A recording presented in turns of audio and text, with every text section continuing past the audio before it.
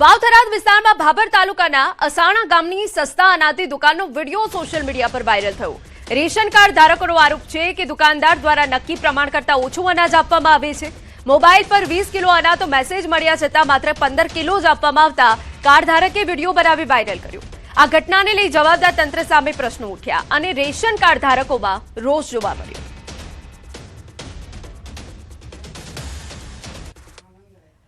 તમારે અમે કઈ ભીખ માજી લેતા નહીં રેડી અમારે સરકાર આલે એટલે સરકારનું લેવા આવા હતા તમારે ઘરથી કઈ લેતા નહીં અમે અમારે પૂરું જ હોય 20 કિલો આલવાનું નહીં તમારે 5 કિલો અમારે બાકી છે એટલું જ આવશે એટલું એટલે અમારે 20 કિલો આવે એટલે એટલું એટલે આવ્યું એટલું 15 કિલો આવશે હા તો બસ 5 કિલો બીજું ચા મેળવાનું કરી લીધા